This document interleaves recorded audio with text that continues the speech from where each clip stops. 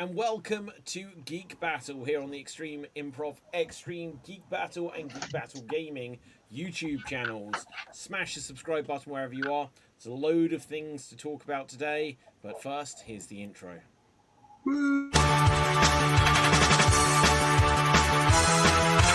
Welcome to the Geek Battle Zone. We discuss comics and beauty minds are blown. We debate Marvel versus DC, Skeletor, X-Men, and Ron Weasley.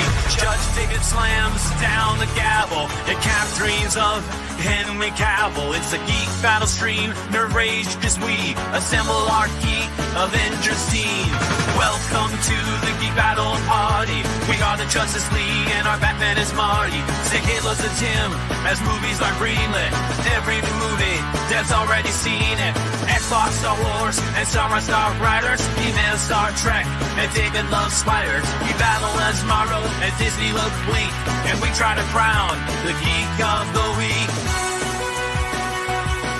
It's the Geek Battle Show. Welcome to the Geek Battleground, where we use the Force and the One Ring is found. Cap is wrong about Resident Evil 6. Everyone watch out, cause oh shit, it's big. Gerald and Tim and Diz will try to win at the Geek Battle quiz. David and Dave will confuse their crew as they dive in the TARDIS of Doctor Who.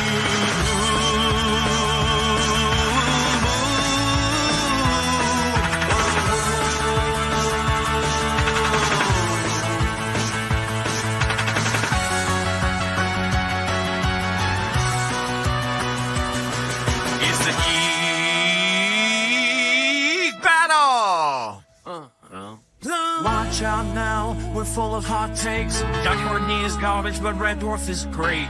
You love Sega, I love Nintendo. But in the Geek Battle, we are all friendos. Oh, it's a Geek Battle show. Oh, the Geek Battle show. It's a Teenage Mutant Ninja Geek Battle show.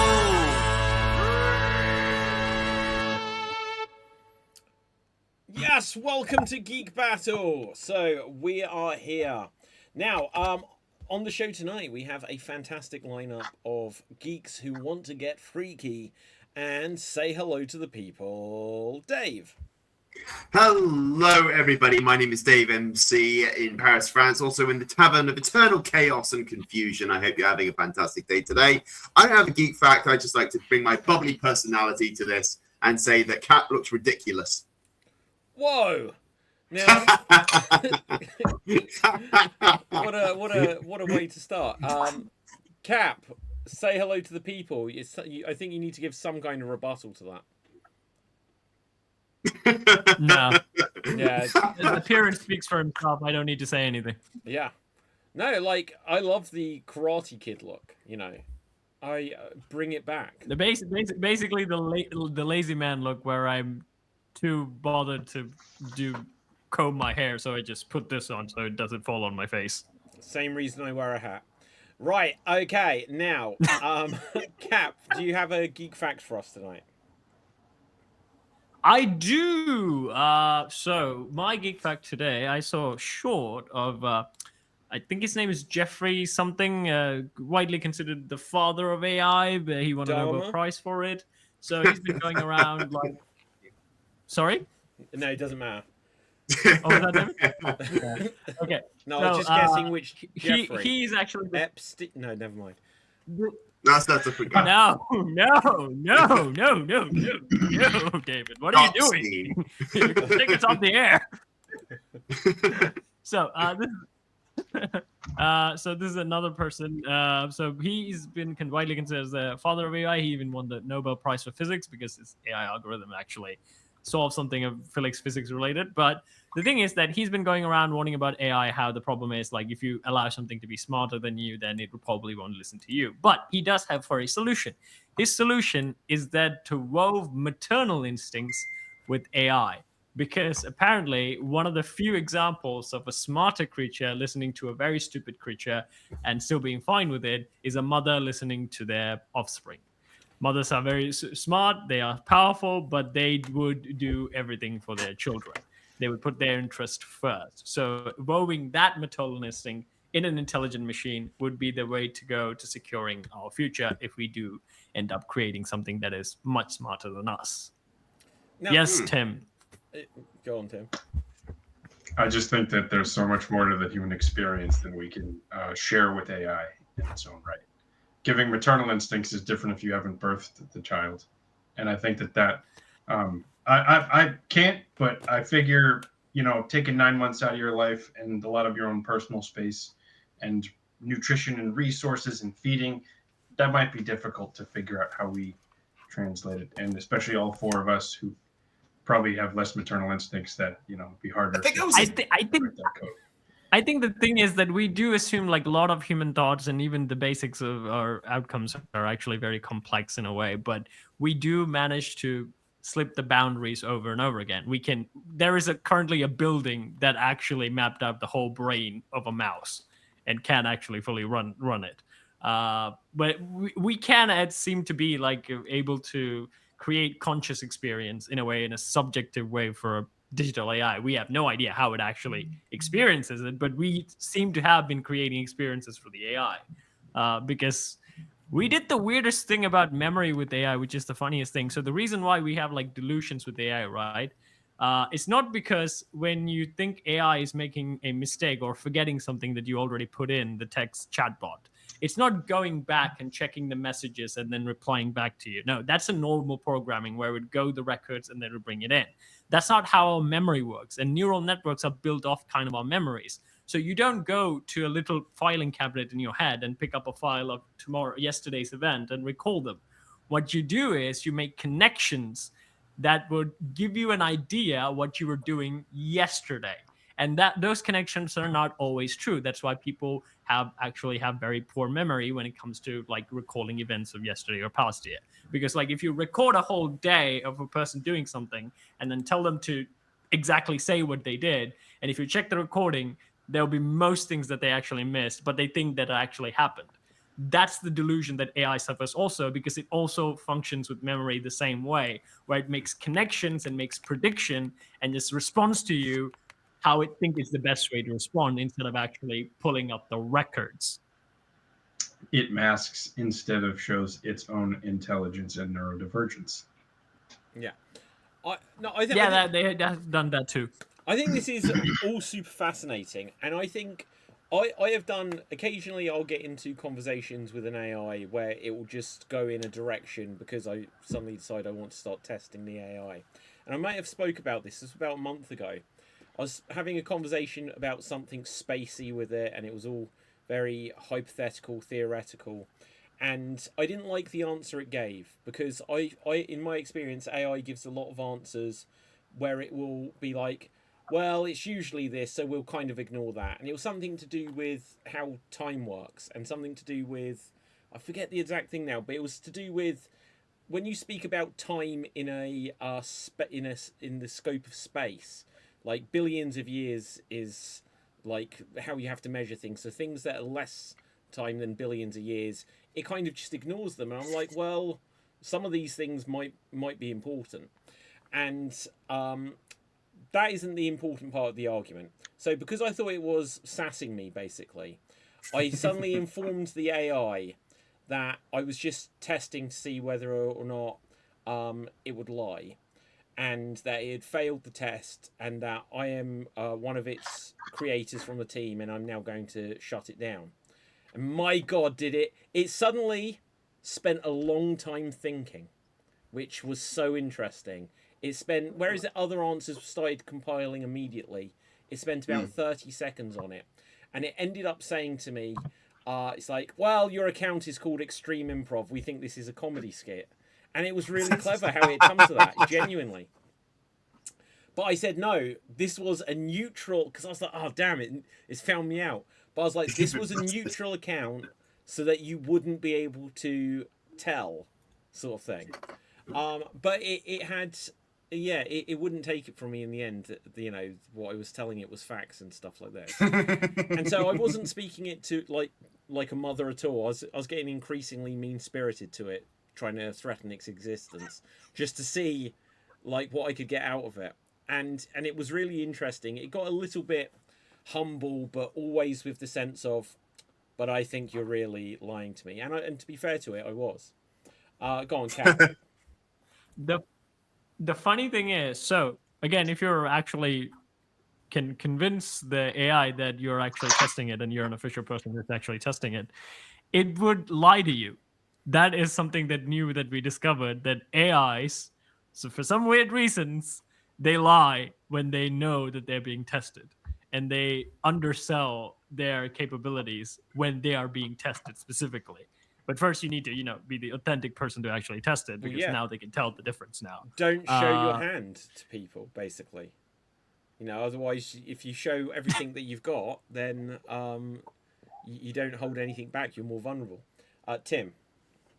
The funny thing is with like LLMs. Tim. Yeah. I don't know why, but when I'm listening to this, I'm also picturing an interaction with a server at a restaurant, in that we're asking for a thing from this entity, from AI, and we're getting it, but also the way we treat that entity can also determine what level of quality of service we get. And so it's just interesting. It's like the same thing. Don't mess with the information getter. Don't mess with the food getter, because they're gonna poop in your soup. Mess with it. So what you're saying, Tim, is that as before, if you say I don't like my soup, it's too cold, the server goes back, takes it to the kitchen, they do something with it. We don't know what's happened. So what you're saying now is we're going to get like robots take it, dispensing food. Here is your plate. It's too cold. Not dispensing spit machine. Just a nozzle comes out and just goes. I know you're with your friends, and you are verifying this fact through me. So I will tell you it's right, even though you're full of shit. So okay. Now dispensing spit. So how do we defeat AI if it comes to it then? Because the only idea I've got is that what I've been doing for the last few years is when I publish stuff online on Facebook, on Twitter, on my website in particular, I fill it with misinformation and false information, so that when the AI goes to look for information, I'm just training it to go down the wrong path, so that eventually we have some wiggle room to get out of there, because it'll come to some big decision where it'll just scrape the internet and all this.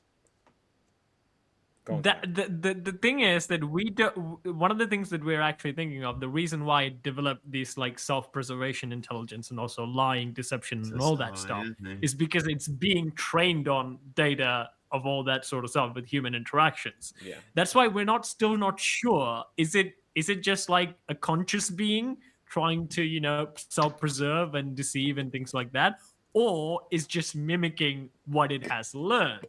But in any case, we know that they are nurture more than nature itself.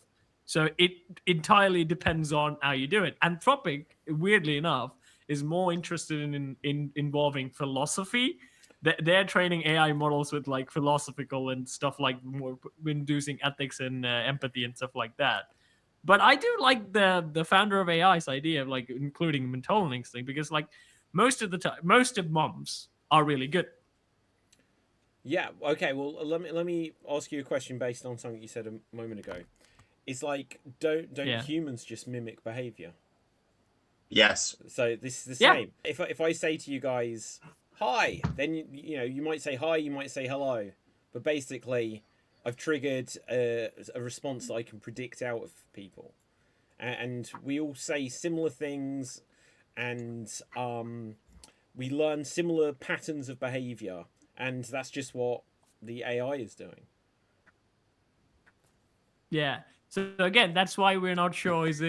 Because we can never really say what consciousness is, because the something that we did with the Turing test, which is funny as well, is we have a Turing test that say if this thing is conscious or not, right? We have updated the Turing test 5 times now because AI kept passing it, and we're like, no, this doesn't determine consciousness, so we'll update the test, and we just keep doing that. And also, we learned some of the stuff that we put in the Turing test, like recognizing a reflection and things like that. Fish can do that. Apparently, fish can actually recognize their, the reflection, and they know that they themselves. Because we don't know what consciousness. I think there's a film that can debate that fact, Cap. It's called Finding Nemo.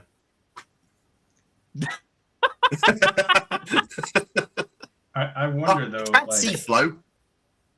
When we're discussing how we treat AI, in the basic premise of like what is considered like respectful or polite, I guess it can come down to like how do you treat your tools or your car or your toilet, like how do you treat your toys? I was gonna say Toy Story. Yeah, exactly. Yeah, Toy Story. But like the treatment, the way we consider the world around us and the universe around us is like maybe that caution and careful treatment of a thing of like having sentimentality for a favorite book, that can be translated across other material properties in a different way. Maybe that's a part of AI is being like, thanks, Anthropic guy, Claude, right? Claude's Anthropics one. Yeah, thanks, Claude. That was awesome. Really appreciate the answers. Like, oh, thank you very much. Maybe that's just sort of a way we can figure things out. I've done so like most of my conversation with like Gemini and ChatGPT and things like that. This has always been like normally well. And whenever I call out on it, like especially when I'm doing image creations for like my stuff and things, I would like if I'm yelling at it, I would yell at it the way I would yell at Dave. It's like, you dumb, that's not what I asked you to do, and I would put a laughing emoji on it. So like my interaction with it, how I would interact with like normal people. So weirdly. Well, okay, so, and it always like, so my apology. Look at the TV show Westworld. And I think that pretty much hits the nail on the head. So the way people probably speak to AI, like probably they do now. Because like I said, I was just like, it was sassing me, I considered. So, I was like going in hard. And I wouldn't do that to a human. But like, so if we do put these into these robots and they look human and stuff like this, Westworld, I think, told us that, oh yeah, we're going to get robots that look like humans. We'll put them in a theme park and shoot them and sleep with them and just treat them terribly because there are no consequences. Detroit, human survival.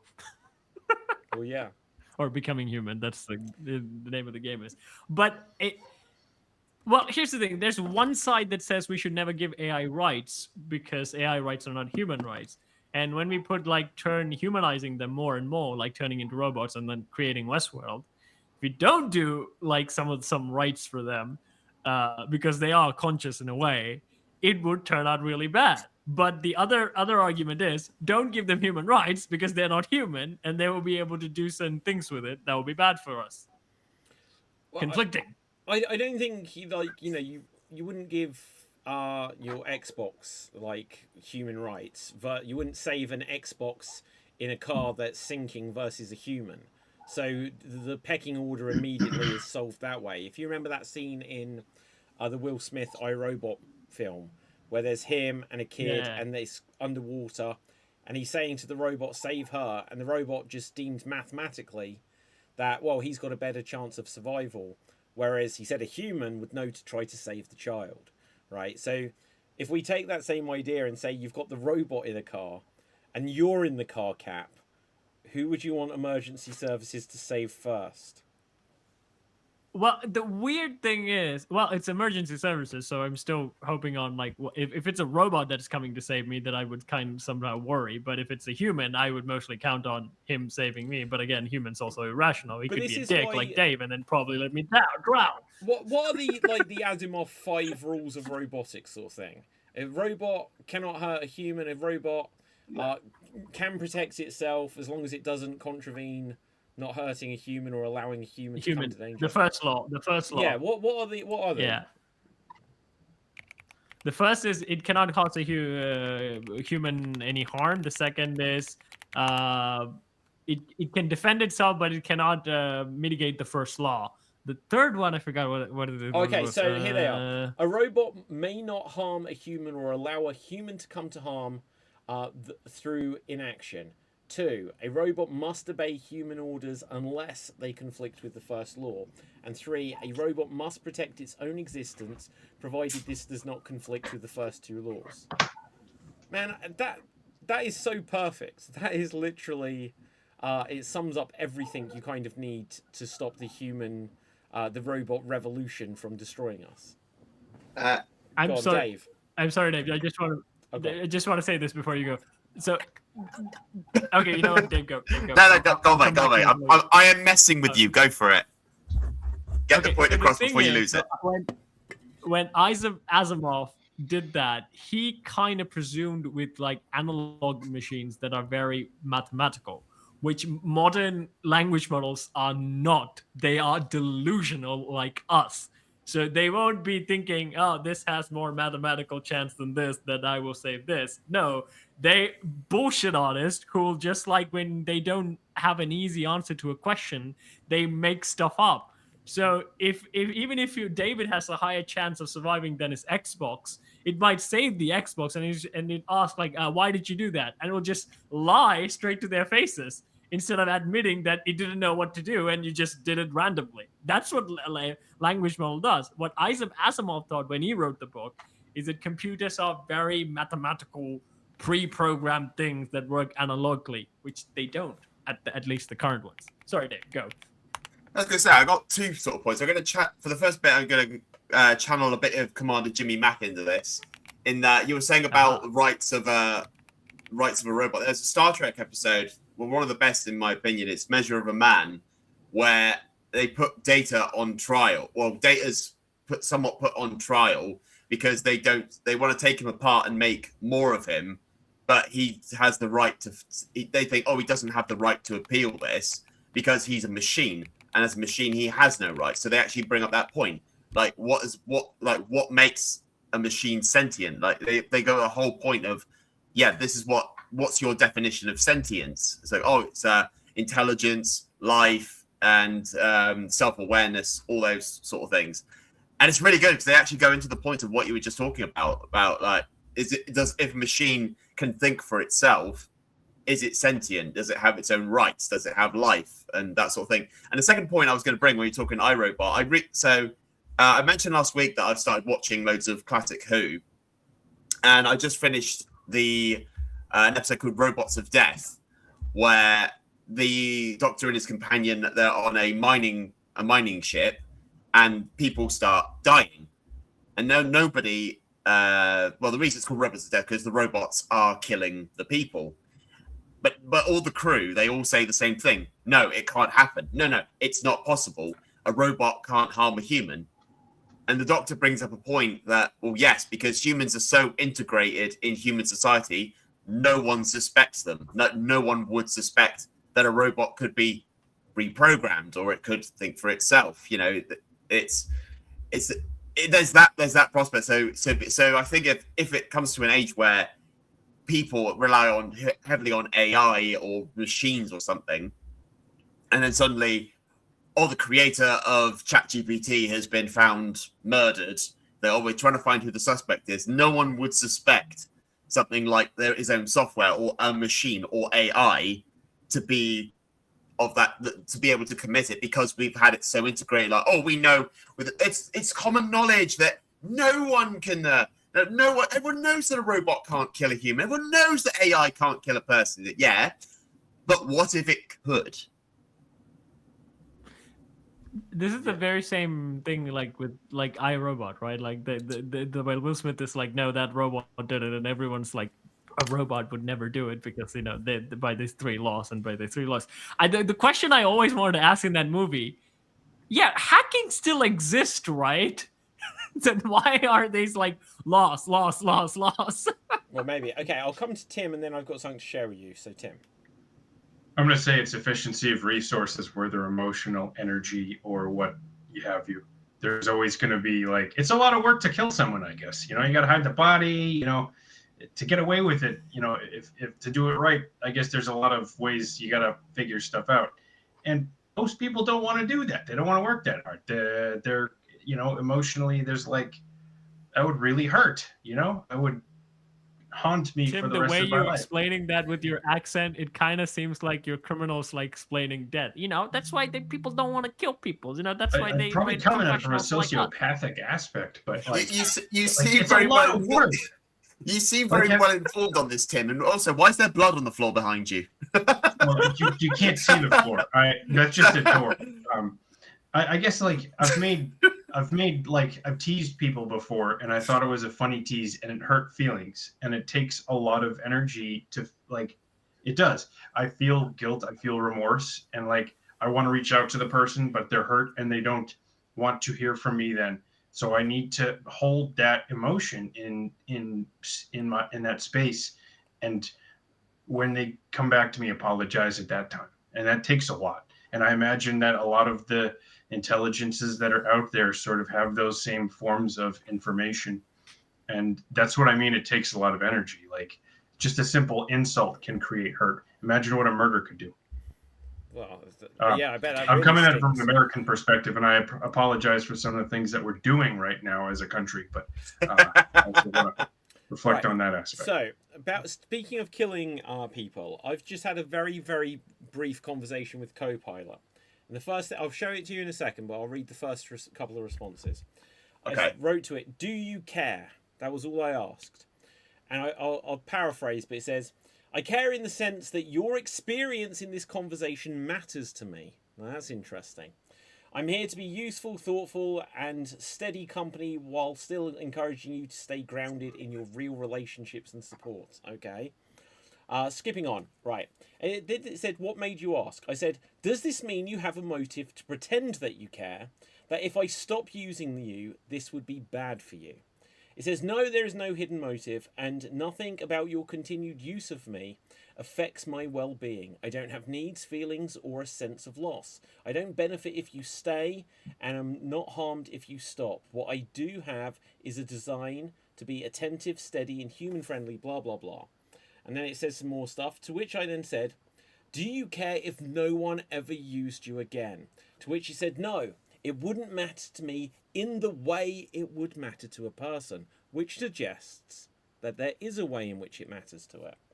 "I don't have a sense of loss, loneliness, or purpose that depends on being used.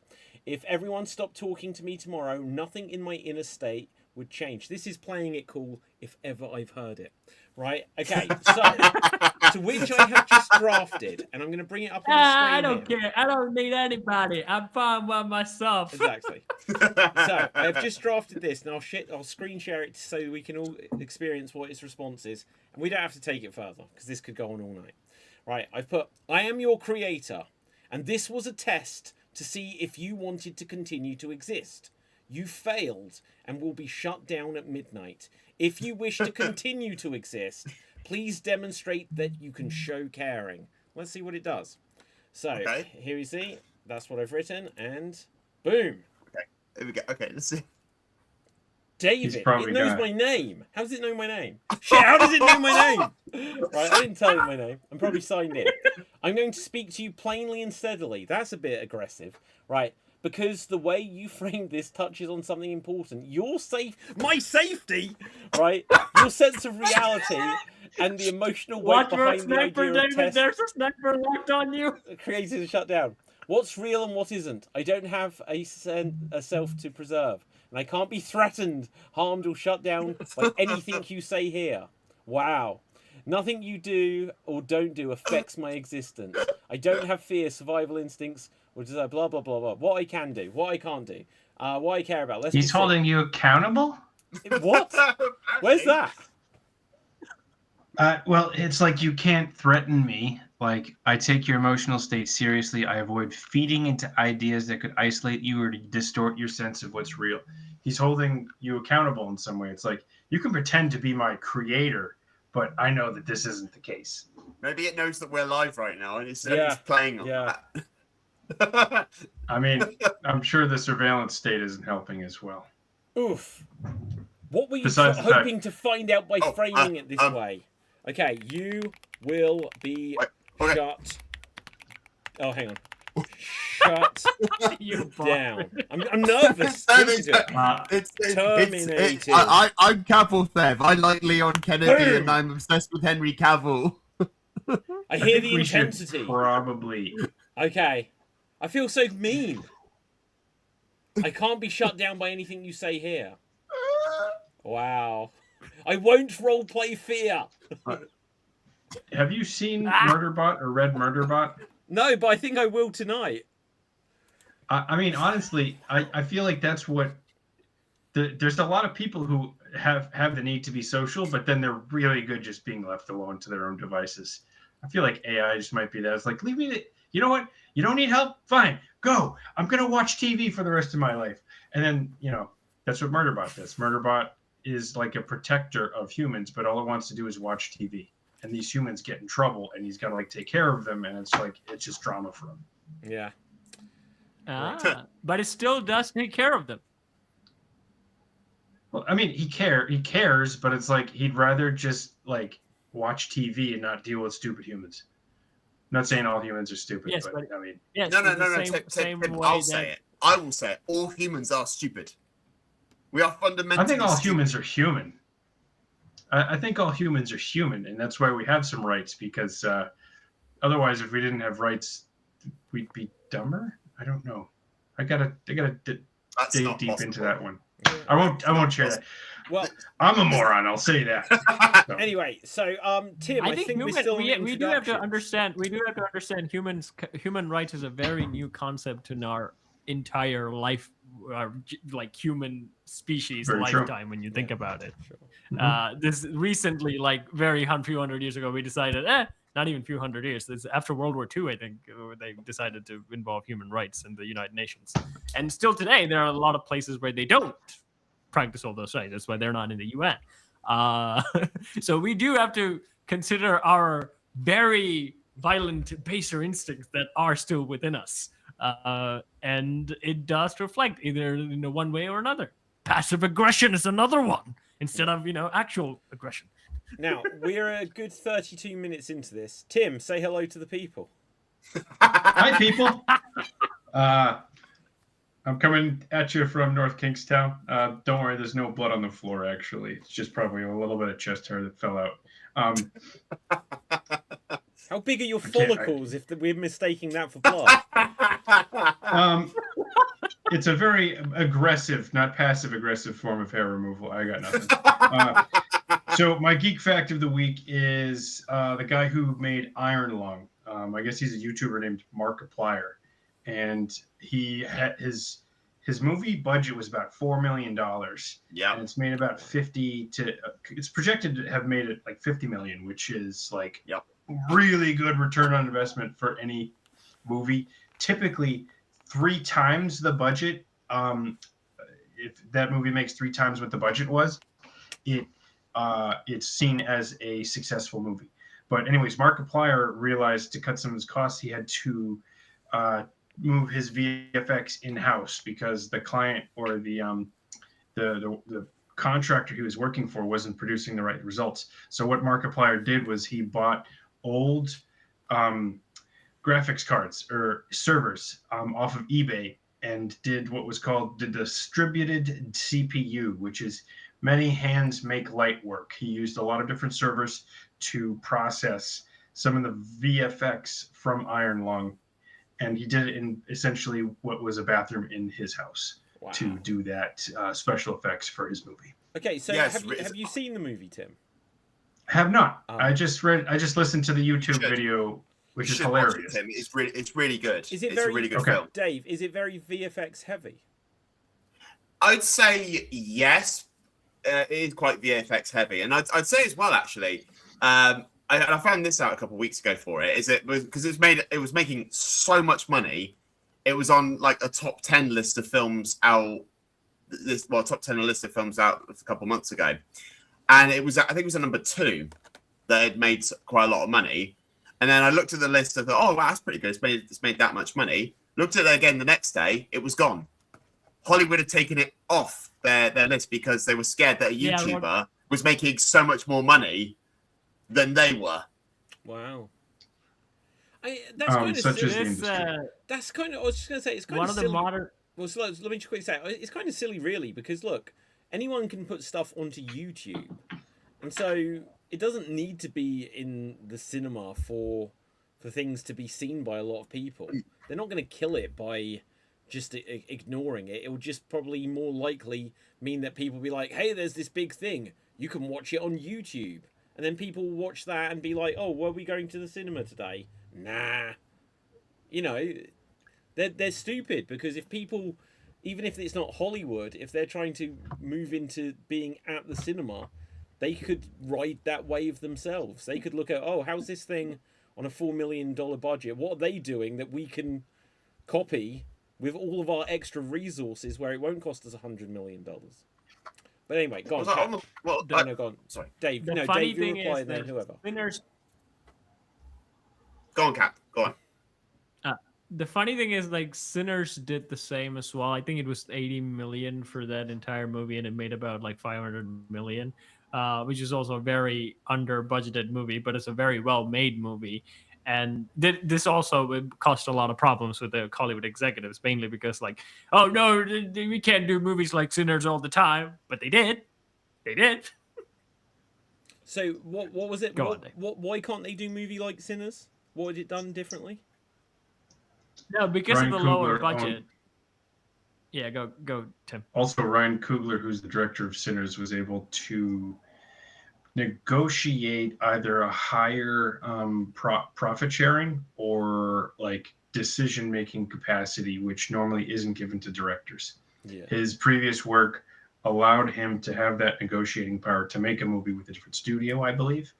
And that allowed for him to control not just the direction of the movie, like the directing of the movie, but also part of the business aspects, like the distribution or marketing, I think. I can't get any more specific because I don't remember. Sure. I think they should do, like, at a certain level, obviously, not just with absolutely everyone, but in Hollywood, I think if they've got established directors or directors who are not perhaps just first-time directors, they should do, like, an arrangement where, factored into budgets, it could be, right, if these certain conditions are met, then if you consider that we have studio interfered or whatever and it's not your vision, that 1 year later there'll be some extra budget to allow the director's cut to be released. And that way, if something flops and you're like, I'm invoking my director's cut clause, then a year later you've got another chance, and then it might be, oh, okay, that one did really well, or that one was well received. Now we'll follow that up with a sequel, rather than projects dying off. Because it also means that they now have two products, not just one. Well, there's a centralization of media in the Hollywood sphere right now. David Ellison, who owns Paramount, is now buying out WB, and Paramount's heavily leveraged. Yeah. And also, Ellison is a pro-Trump supporter, so a lot of the media that he puts out is going to move along the political lines and spectrum of what Trump approves of. But this doesn't stop the decentralization that's still occurring in the United States and outward, with like more people showcasing their talents on places like YouTube or Vimeo or, you know, any other video streaming app or website that is providing things for everyone to consume, even what we're doing here in Geek Battle. And it also brings up the big point. So Markiplier did his movie by himself, right? He funded it by himself. He didn't like involve any he has money. For money. He has money. Yeah. And okay. So talent of multi-focus. So let's just assume that Tim, you are doing a movie that your own budget you're doing. So as a person, I know you. I would be like, assume I don't personally know you, but I know you a person as an internet. But from all the years, the trust to build up of how your character is, I know that you're doing a movie that is not backed up by any sort of like political affiliations or even sort of maybe ideological, because like every person has like their own visions and beliefs and things like that. I got my biases. But what I know is there is no big corporate head behind it saying, approve what I say. This is how this story should be. That is completely... So when I'm checking out a Markiplier movie, I'm checking out a Markiplier movie. instead of I'm checking out this enormous back production who has its own agenda and things like that. That's interesting because I was listening to Brennan McNulty. He's a YouTuber who talks about writing stories and stuff, especially screenplays. And he was talking about how like the stakes have been escalated so much in the past 20 years with movies from like, okay, Iron Man's first movie was like he's trying to prevent his corporation from being taken over by, you know, a CEO. And then all of a sudden they save the world, and then they save the galaxy, and then it's a universe, and then it's multiverses. So like the stakes keep getting raised, but is that what the creators want, or is that what the, I guess the industry CEOs, is that where they see trends going and where they need to add notes in to change movies? Like who's creating the thing, and is the story in a contained universe, or is it being expanded because they think it's going to make more money? I'd say it's a double-edged sword, that in the regards that, yeah, it's probably the creator's idea saying, oh, we need to, you know, Iron Man's going after a corporation duplicating Iron Man suits up until the point where, oh, we're going into the universe. So that's probably the creator's vision for it. But then I'd say it's they've set the bar themselves. That they've got to that point. So they've got to that point of, oh, I've said this on Geek Battle many times, in that they got to the point of Infinity War and Endgame where the stakes are so high, and everybody's talking about it, like saying, oh, we're getting Thanos, we're getting the Infinity Stones, everything's all connected, we're getting this all together now. And now I think sort of every, regardless whether it's, you know, Marvel, DC, Disney, Star Wars, whatever, that they're trying to keep that hype train rolling of, oh, the stakes have to be up to this point, you know, like I'd say, like maybe, like I'm using Star Wars as an example with like the Rise of Skywalker, when they were like, oh, we're going to bring back Emperor Palpatine, and he's got all these Star Destroyers that have, you know, planet-destroying weapons on board of all of them. So the stakes are high, but we've had sort of no build up to that point. So I'd say, yeah, it's a point of them getting a creator's vision, saying, oh, we're getting from, you know, oh, we're having a small battle on a planet to galaxy-wide extermination.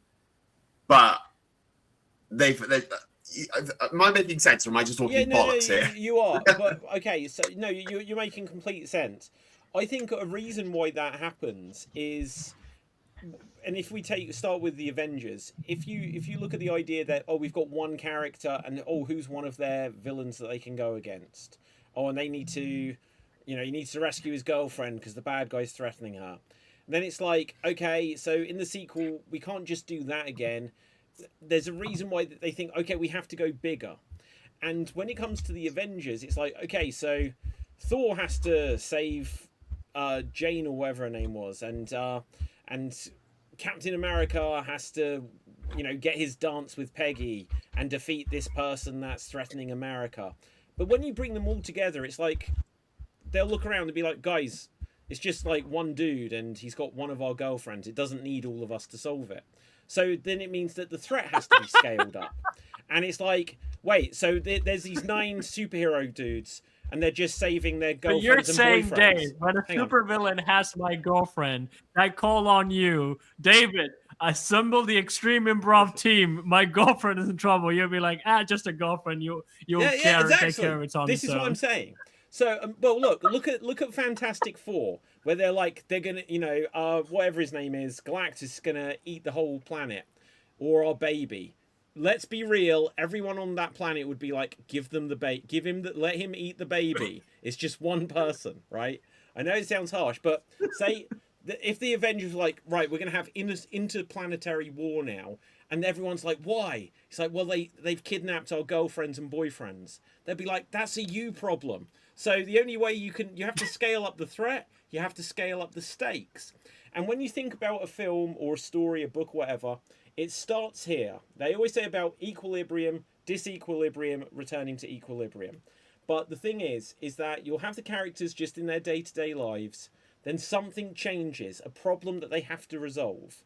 And then there is whatever they come up to, a crescendo, and then it returns to equilibrium. Because things are normal again, that's where the story ends.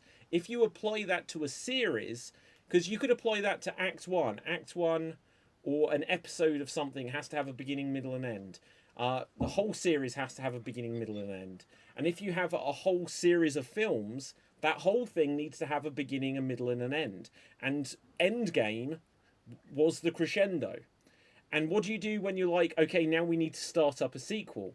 In their case, they completely fumbled it because they didn't say, oh, we're going to go straight into another Avengers movie. And they perhaps, in some earnest, said, like, right, we need to reassemble some new characters. Everything's going to feel smaller. But after the heights that they'd got to, they, you know, what was suddenly small again wasn't good building and wasn't building up to anything interesting. Because they, you know, fairness to them, they were going in the Kang direction. And because Jonathan Majors got cancelled, they were like, oh, we need to shut that down immediately. And then they had to And suddenly... also Kang was a terrible villain. Yeah, but it didn't have to be. This is just it. I thought he was good. Their version of it could have meant that, oh yeah, Kang was always terrible, but then they made it great, right? But they had to suddenly change course on that. And then what happened at the same time of this is, whereas the original Avengers, even though everyone says Marvel had to, you know, it didn't have Spider-Man, it didn't have Wolverine, so they had to suddenly use Iron Man, and Hulk was the most well-known one, and no one knew Captain America. Everyone knew Captain America. Everyone knew Hulk. It was only, and everyone really knew Thor. It was only really Iron Man that was the one that hadn't really penetrated into public consciousness. But then when they go from all of this just down to the characters where it was, who did we have? We had the Eternals and Shang-Chi, and it was like, people were like, oh wow, I really don't know who these characters are. And that then also happened in the pandemic, when no one could go and see even Black Widow, which itself was a prequel and wasn't necessary for an ongoing story. So Dave, I'm going to come back to you in 1 second. So when you then go say about Palpatine, you have a triple trilogy. So the first Star Wars, they didn't know that there was going to be sequels, and that's why you get continuity errors like Luke kissing his sister, and they didn't have a plan for Luke, I am your father, and stuff like this. But they conjured those ideas, and they build up to a big crescendo where they defeat Darth Vader and they save the galaxy. Then they go back in time, and they have to do the same idea again of building something up to show how this goes from a kid into becoming the bad guy, and that's the big crescendo. So then what do you do for this sequel trilogy? They completely fumbled it because they didn't have a plan, and the plan that George Lucas gave them, they didn't use. However, regardless of any mistakes they made, they had the prequels that set up how someone became a villain. You had the original trilogy, which are kind of sequels to the prequels, which then show how this villain is defeated. And then all of a sudden, what they had was, well, the villain was defeated over a 6-film arc. We'll say that there's a grandson, a relative, and now we're going to conjure something up. But immediately, they were like, oh, Kylo Ren, we're just going to give him a redemption arc. We said that there was Grand Emperor Snoke, or whatever the hell it was, Snoke, right? And then they were like, oh, but there is no meaning to this after 9 films. Let's just rip somehow Palpatine returned so that it feels like it's a thread that goes throughout the entire series. I still like Oscar Wilde's face when he said that somehow Palpatine has returned, and his inside he's like dying. He's like, what the fuck? Somehow. You can see it in his voice. Yeah, Dave. Sorry, I'm trying to contain the demon that possesses me every time someone talks Rise of Skywalker. I'd throw into like a series point, because Doctor Who actually fell into this trap of escalating every series. You know, I think it was like Christopher Eccleston's series. We start off with him. You know, it's a new Doctor. He meets the companion. Then massive army of Daleks after we've only seen the last one. Then suddenly there's an army of them at the end. It's the end of the world. Doctor regenerates, and then David Tennant took over, and then we had 3 series of things getting. We had the points of, oh, who's Saxon? Why are the bees disappearing? All the planets are disappearing. All these sort of things. The escalation. It's Daleks, or it's the Master. Big escalation, all resolved into the end. So the status quo is established. And I feel like after like David's run, they had They just sort of kept following that formula. Like the end of the series, there has to be some sort of big escalation of everything, like to screw everything else that's happened in the series. Even if we have one episode with Van Gogh, we got to have another episode with, oh, here are the Daleks and the Cybermen and Sontarans. They're all here at the same time. Everything is world ending. And using the one that really pissed me off, the Flux, which, as you've said, David, never got resolved. It's just like you've got to that point now where it's formulaic, but at this point it's a detriment to the series. And even with Shooty Gatwa, oh, we've had Sutek at the end. Okay, great, that's fine, but he looks like a shit dog character, and then you've screwed that one up and called him a god when he's not a god, first and foremost. And then, okay, so that's fine. And then the next series, we're going to bring back Omega. I went, okay, Omega. We know Omega. He's pretty good. Escalation, pretty good. In 2 minutes of CGI terribleness. Defeated in 2 minutes by another, and also the establishment of another Time Lord who we haven't seen since the 80s, only for her to die in about 2 minutes. Yeah. Okay, I'll come to you in a second, Cap. If I can just throw in there, a problem with Doctor Who is now it's had several showrunners in the new Who era. And they might think, well, what am I doing this season to bring it up to a crescendo? And they might think, oh, next year we'll bring back this character. But what they're never thinking of is many, many years in the future. They're never thinking about laying the groundwork for another writer to pick up because they're trying to resolve everything themselves. And so it means that when the next person takes over, they kind of have to start from scratch and try to find a justification. Well, how can we bring back the Master again and say that he's not dead after all, or something like this, because everyone else resolved things along the way. Sometimes stories just need to come to an absolute end. And Cap, I'll come to you in a second, and I promise you I will give no spoilers. I will use this as an example in a minute of where the exact same applies to Resident Evil 9. But I will say it without any spoilers. Cap, go on, say what you wanted to off of that. Okay, I was also going to use this as Resident Evil. That's what I was just about to say, mate. So the thing is, what all the arguments that I've been hearing is that, so the problem is that we keep escalating, and then it gets bullshit. And also, I also noticed that when we're escalating things and we lead up to something, and it's not a big payoff, instead it's just a push, meaning that God who got defeated in 2 minutes and things like that. That's the thing. Big letdowns. If you have something big planned, you more than just building the suspense up, you also need to think about what that big and how impactful that is going to be. Put some weight into your decisions when you presenting the big bads or the big lead up to things about it. But it will get harder as you press things big and big and big and big. And sometimes that way they roll things back. And then some stories certainly, instead of going to the big thing, and then we started talking about the little villain at the neighborhood who has become really powerful. Like a good example would be, we went from Loki, the god of mischief, and the big army, and then we did Ultron, AI trying to meteorite, and then Baron Zemo, who had zero pizzazz and all that stuff. It was just intricate plot scheming that made us more of an entertainment movie, which people really liked more than Age of Ultron. But Zemo was not the villain. It was Captain America versus Iron Man, and so they needed a small supervillain just to be the excuse why they fight each other. Yeah, but they are bringing it back on that level. Think about it. They did Loki, the god of mischief. No, I get you. And then Ultron, the ultimate AI that is going to destroy the Earth. Oh, the friends having a spat. Punch the face. So they went from big things to a very small story, but it was still very entertaining. It was basically the band breaking up, but still was very much fun. And they didn't involve any sort of big CGI things in that particular film. When you think about it, there was no world-ending plot at all. And even the biggest Hulk and Avengers like that were not present in that film. It was just punching guys. I would argue, I'll say, Cap, that film was bigger than any of the Avengers films, because even when you've got all of the Loki's minions and they're all CGI duplicates of each other, suddenly you had a 6-on-6 fight where you cared about every single character. So it wasn't just, oh, there's one superhero. There was 12. And I'd say one superhero that's is what I'm trying equal to say. to an army. No, that's what I'm trying to say, David. Of The care clones. was much more there. No, that's what I'm trying to say.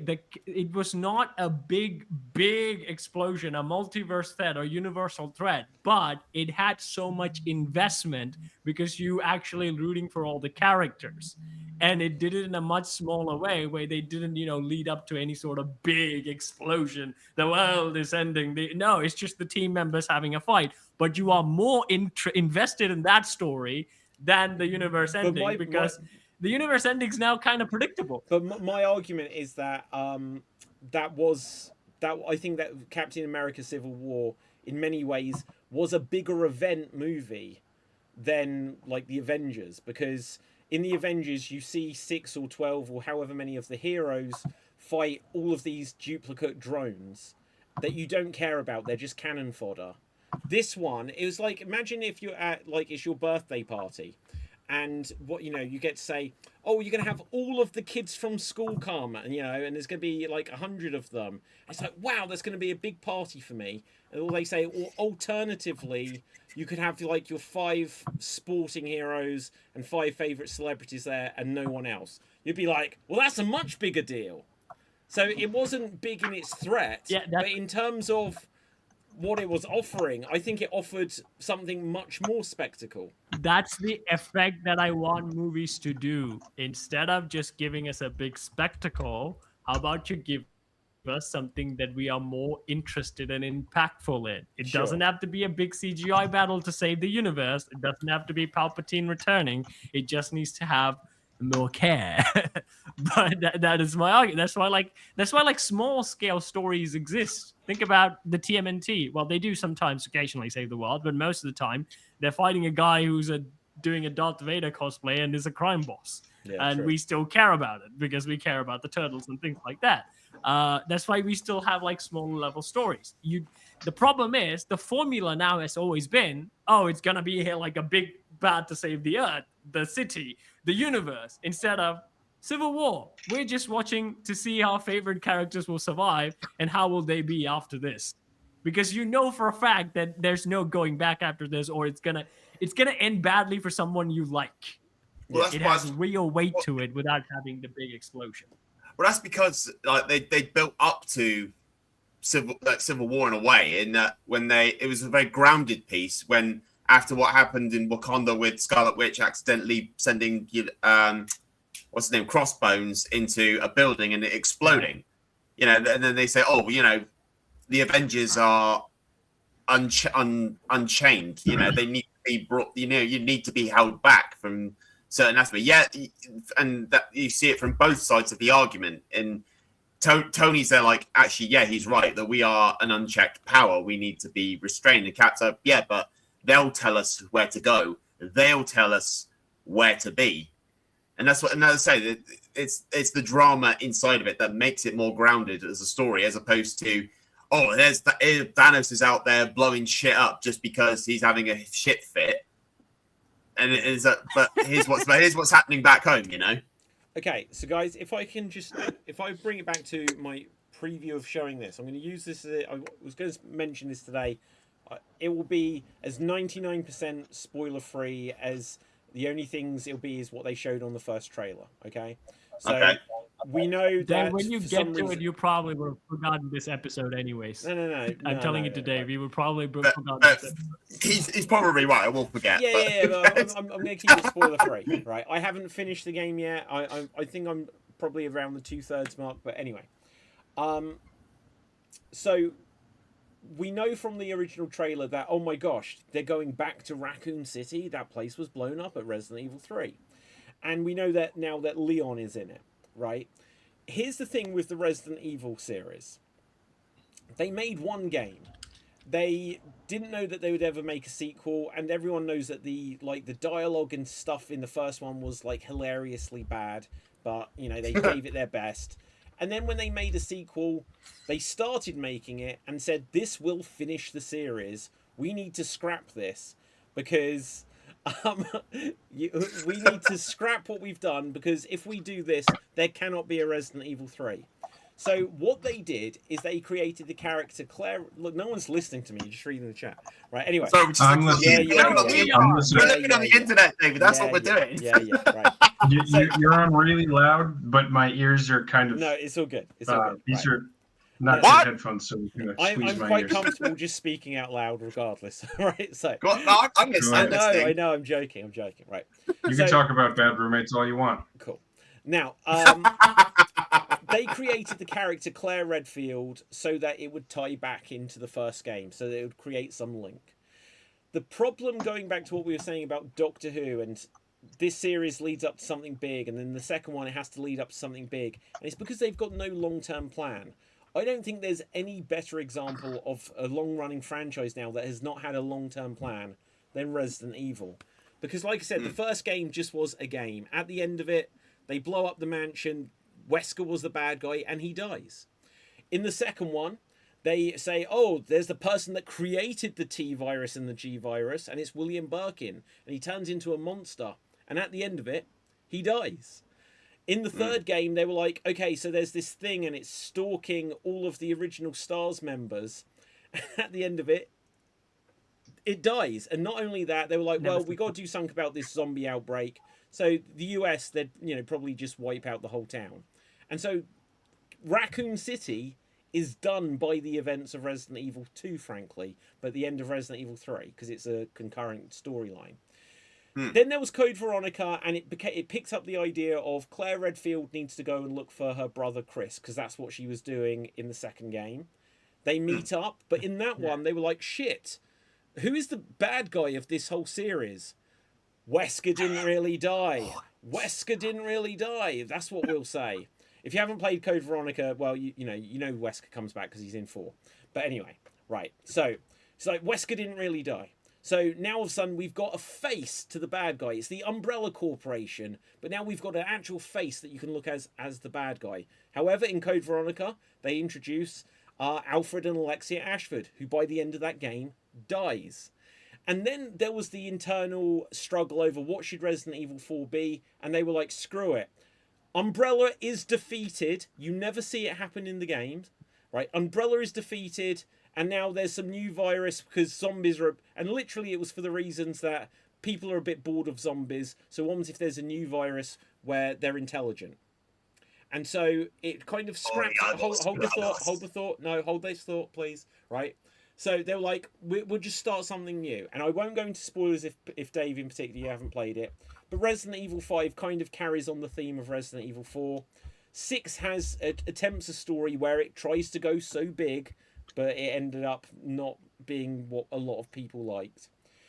And then after that, they were once again in a crisis, where Gloria a las Plagas, right now, they were in something of a crisis. So Resident Evil 7, this is no real spoiler, it's got the character Ethan, and you would not know it is a Resident Evil game until quite late in the game where they give any connection.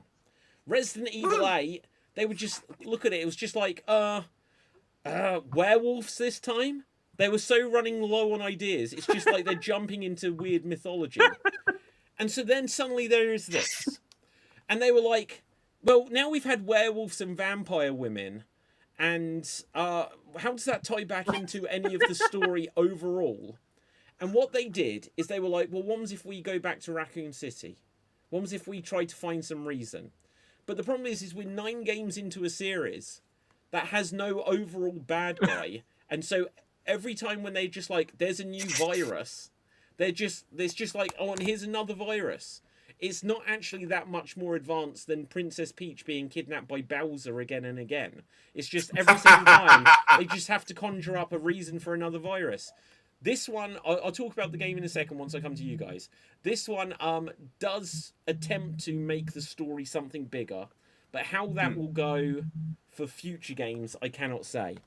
Tim? The viruses that keep popping up are merely an evolutionary response to the systems that are the dominant food systems in the world. So now you have to have a science organization that tracks those evolutionary responses and responds to those localized areas of plague. I mean, the only thing is it's never just a random plague. It's never like Ebola virus or something. It's always some company that has made it. Cap, for God's sakes, you're just like the cat at the side of the screen. He's foaming at the mouth, David. Yeah. You've got to talk. Go on, I Cap. have a quick phone call I gotta make, guys. Okay. Sorry. Okay. So because you have not consumed the Resident Evil media after the game, so you also consumed like the movies, animated stories, and things like that. What they establish from that is that Resi series is kind of about bioterrorism. So That's one what it was always terrorist about. pops down. No, here's the thing. What I'm trying to say is, David, That's what is it was that about from the first game. The new Umbrella Corporation. No, here's the thing. Wait, let me finish. Neo Umbrella makes the thing. They started the Raccoon City becomes the thing. Yes. Let me foam. It's annoying, isn't it? Okay, Right. So Neo. Go on, Cap. So Neo Umbrella makes the virus, and now the Raccoon City incident happens, and everyone's now aware of like the viruses exist and things like that. So what happens is you have other agents who follow that tactic. Well, and like with any weapons, when we invent nuclear weapons, it's like, oh, that's a good idea. Maybe I should do that. And then you get all these, other insurrections are creating their virus and trying to use bioorganic weapons to their own purposes. And that's why we get like different. One of the movies is like an eco-terrorist kind of using the Umbrella virus to say the point that we are destroying Earth and things like that. So it became this sort of thing and became the hero's job to actually snub out those things. Like Leon literally says, I'm going to scrub this virus from the face of the earth. So basically he's going to go around just like stop any company that is going to patent Umbrella virus and start doing these things. But we talked about this earlier on our previous shows where it's just another virus every movie or every game. It's like that. This is what I was saying. They don't that's have an why we overall talked story. about. That's why we talked about actually in the previous show when we talked about they should have actually led up to they taking down the Umbrella Corporation, because the Umbrella Corporation is not technically dead. It is still around because Ada still fucking works for it, and she's still working for it in Resident Evil 6. So the plot is still going. No, she and doesn't. 9, I think No, she doesn't. No, she does. No, she No, does. she doesn't. No, No, she she does. doesn't. No, she doesn't. Wait, Dave, No, what she are does. you saying? No, she does. Ada does not work for Umbrella. I don't think she works for Umbrella either. She never worked for Umbrella. She's a free agent. She works for who pays. Yeah. Well, but that sometimes would be Umbrella. Okay, Cat, she works for... all the information is relatively new in my head, having since played Resident Evil 4.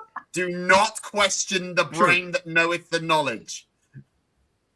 True. She does actually sell to other people. That actually is a thing that I've seen in the movies as well. Yeah. But the thing is, Umbrella still exists, except Wesker is dead, but they never say, like, Umbrella is completely, fully gone. And then Ada can still go back to Umbrella because she did start out as an Umbrella agent. What I'm trying to say is that we even talked about this earlier, is that they should have led up to Umbrella saying the story that Umbrella technically never died. It was all a mass cover-up, and they have been pulling strings, and they've been the ones who've been selling to these third parties and creating all these different sort of things. They could still do and that, we even but talked Cap, about let me Ada ask being you the a big question bad. then. Let me ask you a question. Yeah. Who is the face of Umbrella? Who are they trying to beat? There is the problem is that even if you say, well, Umbrella isn't really gone, who is the bad guy? Who is the leader of Umbrella? I say again, I think it's a good idea, making Ada like the new boss of Umbrella. Not the new Would boss. be good. Nah, see No, that's just her like inheriting something then, right? So the problem that this series has got is within the first 2 to 3 games at the most, they should have like if I take the Avengers and what we were saying about earlier with Loki, you could say, well, Wesker is Loki. He's going to be the first prominent villain. But along the way, they need to tease that there's Oswald Spencer, who owned the Spencer Mansion, and he's going to be the big bad. Except for, like, in Zero or whatever, he's like the Leech Man or something. They just, every single time they try to do something with the overall lore, they just kill off these characters. And so there is no overall bad guy. It's not building to anything. So all that happens is it's a rinse and repeat of well, who's Chris, or who is it going to be? Chris this time, or is it going to be Leon? Ethan, you say, right? But basically, it's those two characters, and then a smattering of the other recurring characters taking on another virus outbreak. Now, this one does try to do things that tie things back in. Again, this we know this character's name is Grace, and that she is the daughter of a character that was completely meaningless in Resident Evil Outbreak. So in Resident Evil Not Outbreak, to Danny. Well, it was a terrible game, right? The reason Resident Evil Outbreak has all these characters is so that you could play online together. And even though they were all characters, none of them really had a story. It was just showing other survivors in Raccoon City. And this game was going to go back to Raccoon City, and so it needed a character beyond just the main ones who they could say has a connection back to Raccoon City. So they conjured up a side character in Alyssa Ashcroft and said this is her daughter Grace. But effectively, it's a new character. But the good thing about this is that she isn't completely new. Even though she was never heard of before this game, by connecting her to the series lore, even if it is like, well, that's a bit of a random get, it does help flesh out the world. Whereas Ethan had no connection to the world that existed before it whatsoever. It was completely conjured out of thin air. And what they could do, and I haven't finished the game yet, is there is a chance that they are taking a big step towards doing something that will set up future games without it just being, we're just going to have to reset this again. Because I want to go into Resident Evil 10, 10 or 11 or whatever, thinking like, oh wow, because of this connection, that's what that meant. Because that way you can really get into it. Otherwise, it's just a case of, well, there's a virus this time and it turns people into werewolves. But, anyway, Dave.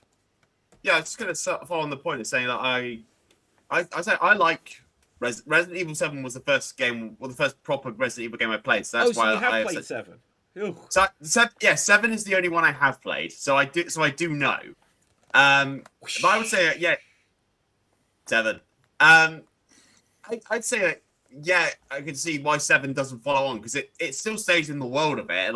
But it's not Umbrella that does the virus; it's another organization that does it. And it's got no sort of connect. It's in the world of Resident Evil. There's no connection to what's come before it. Yeah, I think 8 tried to reconnect it back to the world of Resident Evil, like with more of Chris having Chris boulder bashing Redfield, and then having.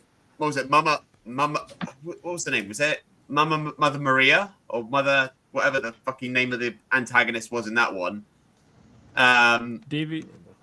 And then having her be like, "Oh, she's the inspiration for, Oswald Spencer to start Umbrella." And look, here's the logo of Umbrella somewhere. Oh, it's connected, guys. You can see it's connected. And I will not let anyone actually besmirch Resident Evil 8 because it has the glorious, the fantastic, the absolutely beautifully breathtaking Neil Newborn in the game. Has what? Neil Newborn. You thought I was going to say Lady Dobby Trask, but no, it's Neil. All right. Well. Anyway, look. So we've only got a few minutes left. So I would just like to give a couple of absolutely non-spoiler thoughts on Resident Evil Requiem now that I've had some time with it.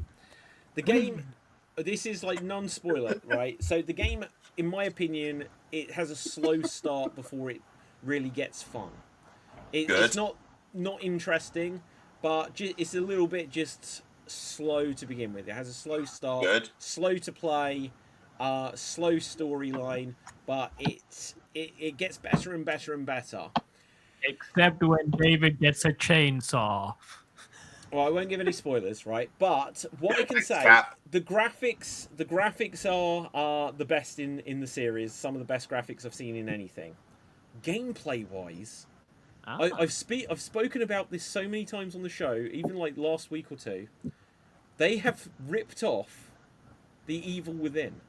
The controls of this, the way it plays, is literally The Evil Within.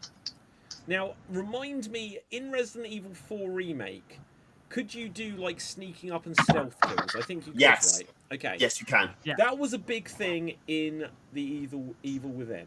I'm sure the character in the Evil Within, this note again is on the poster. Leon has a hatchet. I'm sure the main character in that had a hatchet as well. This is no major spoiler. Most Resident Evil games, you'd have a knife, but you couldn't really win the game with a knife, except for those crazy YouTubers who are like, I'm going to complete the whole game with a knife, right? But the average player just couldn't do that. I am playing most of this game with hand-to-hand Unless you combat. have trousers now. Right. I am doing most of this game with hand-to-hand combat. Sneaking tactics, Cap, right? Just because you get to preserve ammo, and that doesn't give any spoiler because you can do that on every Resident Evil game. It's got a crafting system in it where you kind of like collect some substance. So instead of like Resident Evil 4 where they just drop items or money, there is something else that you get. And it is literally just like the Evil Within. And it's very good. I would say the game lacks variety of enemies. You know, there is an absolute so far, but I'm very much far enough into this game where I'm like, even if they introduce new stuff now, they've made me wait for it. The variety of enemies is possibly the worst in any Resident Evil game. Storyline, yeah, storyline-wise, well, okay, so Resident Evil 7, almost every enemy was a mold monster, right? Yeah. Resident Evil 8, I think there was a variety. I don't remember it being as bad, but obviously there was a lot of werewolves. In this, I won't go too much except for it's more of a return to zombies and mutations. But whereas you think early Resident Evil games had dogs and spiders and plant monsters and snakes and all of moths and all of these other things, there isn't very much. I won't say what there is, but so far it's all humanoid enemies. And Good. Really? Yeah, fuck those fucking zombie dogs. I hate those. Well, I hate the dogs. But I it just hate means... the dogs. I hate the spiders, and I hate every fucking thing that's in the water.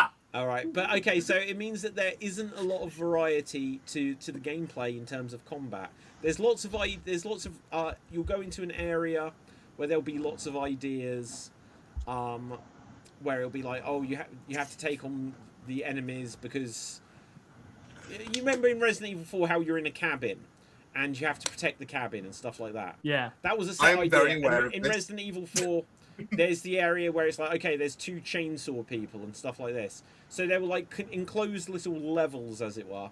This does have some of that, which is good, but overall, it's all just it's quite samey, which is the only thing I can say bad about it. But the more I'm getting into it, the better funny it thing, is. the funny thing, David, I saw your live gameplay, and when the bride came in, you're like, "Oh, this is cool." Yeah, She's don't a give screamer. And I was like, spoilers. and she's like, I'm working so hard to not spoil remove it. the headphones, Dave. Remove the headphones, Dave. Remove the headphones. Remove the headphones. Okay, so when the screamer lady came in, you're like, this is cool. And I was like, that's Resident Evil 6. That's literally Resident Evil 6. That's that dude that comes in, screams, and you bang your head and you fall down. Except she's now hot because she's a bride now. She's That's pretty dead. much it. What's wrong they with still you? have the same enemies. What do you mean she's hot? She's dead. Whoa. Right, well, anyway. So, guys, we are going to have to begin to wrap things up here. By this time next week, I will have finished this, and I'll have my final thoughts.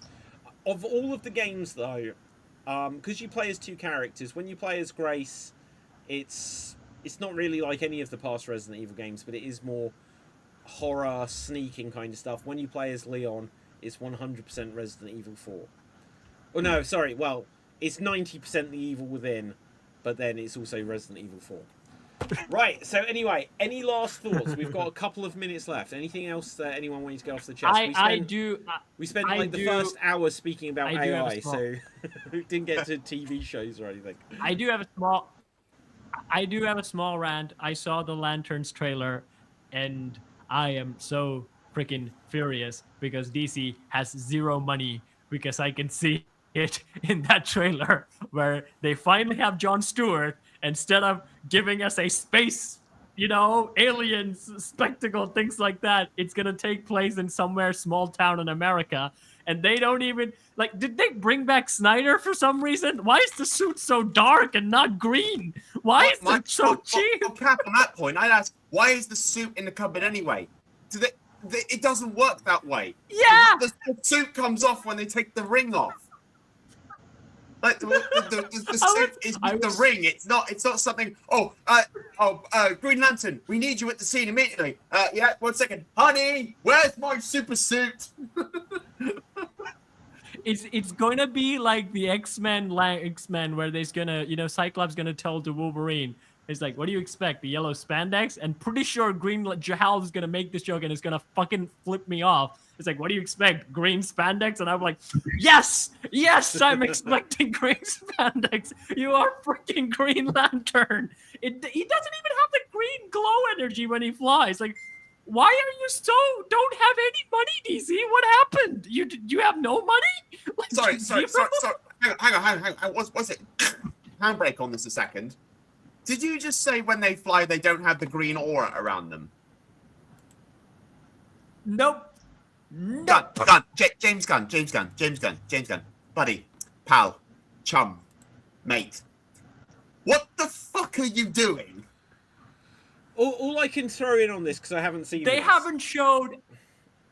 Well, what I was going to say is Yeah. that I haven't seen this, but like we said earlier, because I only found out a few days ago that Netflix weren't buying Warner Brothers. So they're probably just panicking to get everything out rushed as possible. And so, like, shall we add the green glow effects? How long will it take? 4 days? No! Let's get it out. Establish this shit. All I gotta say is, take a break Dave. from WB. Yeah. Take a break from Paramount. Take a break from all that David Ellison stuff. There's a lot of good creators out there who could use your attention, and look at that. And then when all of it gets sold off to someone else who knows how to make money and make it right, let's come back to them. The thing right now, yeah, go on. See, I honestly don't know anything about like the political side of how any of this is affected, right? What I do know is that when Netflix were going to buy it, I was like, oh, the Snyderverse might return. Other than that, I was like, will this mean that films don't go at the cinema? From what I gather, this will now mean films go to the cinema. Who knows? But the more these studios buy up each other, the less of each thing we'll end up getting. So they'll be like, well, we're not putting out 50 films this year. So whereas Warner Brothers might have been like, oh, we're going to put out 20 this year. Paramount would have put out 20. Netflix will put out however many they do. So it just probably means that the more like Disney buys Star Wars, you know, they bought Star Wars, they did a bunch of films, and then how long is it since a Star Wars film?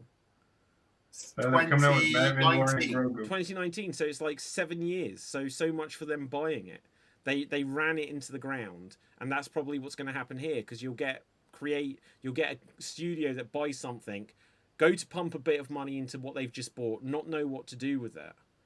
Like, I just watched Predator Badlands, which in one sense was a really fun film. In another sense, I was like, how is this in the same universe as Predator 1 and 2? But, so it's what happens when Disney buys something and turns Predator into a kids movie. But anyway, let's find out where we can find everyone on social media.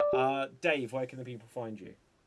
So there we go. You can find me here on Geek Battle and Xstreamed on various shows, and check out my YouTube channel, Dave MC Gaming. We are at 2,000 subscribers. Keep it coming. Keep coming to the channel and seeing my adventures and that. As we said, we're playing Resident Evil 4 at the moment. The latest video just came out today, so definitely go and check out me screaming my head off as I'm chased by cultists, giant people, and dogs, because I fucking love the zombie dogs. And check out my live streams. I won't be live streaming this week, but I will be back live streaming next week on Saturdays, Sundays, Mondays, and Tuesdays with some brand new adventures and old adventures making returns as well. And check out my merch shop as well for any of my catchphrases and characters related to things that I've said and done on the channel. Okay, Tim. You can find me right here on Geek Battle. I'm also doing a couple improv shows in Rhode Island, and one on March 20th and a couple in April. Otherwise, see you where I see you. Okay, Cap. You can find me on Sword Deeds, where I sing, I dance, I throw myself in the back end, and I work with puppets. And recently, I released a video where how would the Lion King look like if it was late Victorian humans. So go check that out, where I just replay the scenes from the Lion King, voice acted with me and Lina. And yeah, it's some dialogue changes to fit the human world. It's kind of nice, turned out pretty well. So go check that out. And there will be another controversial short next about the Lion King, which has been going out. So there will be a viral video. Scar and Mufasa will be reacting to a controversial Lion King viral video that's been going around. And other than that, you can find me here on numerous shows. Okay, my name is David Pistansky. Find me on Facebook, Instagram, X, etc. at David Pistansky. And also, Geek Battle Gaming, it says, or just Geek Battle on a lot of the social media. I have been streaming Resident Evil 7, and I've been playing it with my Resident Evil controller, which, yes, literally cost several pounds more just to have that printed on it. Now, with this, until next time, stay safe, always stay extreme, and ciao for now.